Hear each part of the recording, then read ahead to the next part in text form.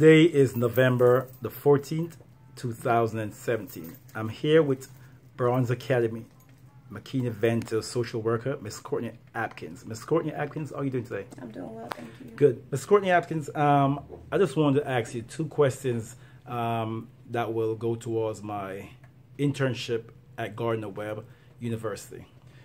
As this McKinney-Vento social worker here at Bronze, do you see a discrepancy in attendance between these families who are non-McKinney-Vento students and McKinney-Vento students?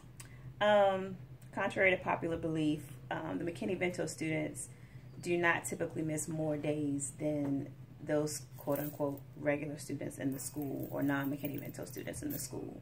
And when those days are usually missed is due to transportation. With CMS being such a large school district, it takes a little bit longer for transportation to be set up when a child is uprooted from a home where they may be staying with a friend and going to another home, or whether they're going from unstable housing to stable housing or shelter to stable housing. It takes about 3 to 5 days for transportation to be set up. We would like for it to be one day, but it does not work like that due to the large amount of students and requests that are made to transportation daily. However, with that being said, the majority of my students typically miss days due to those transition changes. Whereas some of our more stable students, we have issues with them just missing days for minor things such as a stomach ache and things like that. But the discrepancy is, the difference really is due to transportation issues. It may not be just for truancy.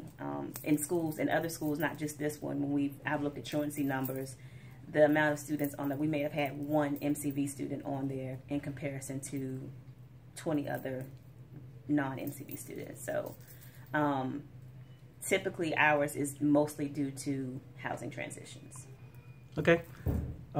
We have recommended to the SLT committee to create incentive system to reward perfect attendance, create system to track students with chronic absentees, and to address truancy.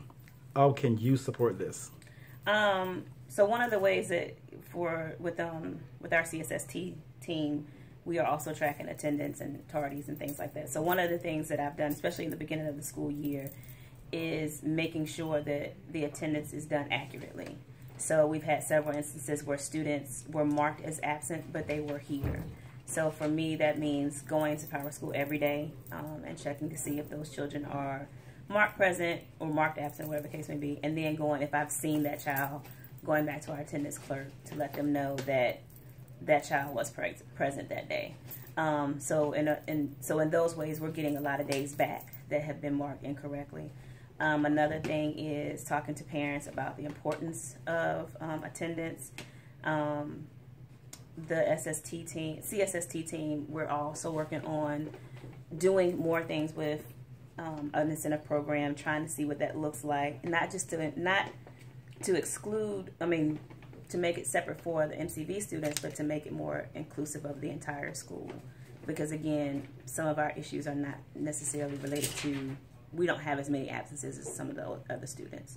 So the biggest thing is, for me, making sure my children are tracked appropriately, and that has cut down. But in terms of creating a system, we've done ICs for perfect attendance for an entire month, and I think we're looking at doing something else for the next quarter to cover those students, not just mine, but we're making it inclusive school-wide program. Thank you so much, Ms. Hawkins.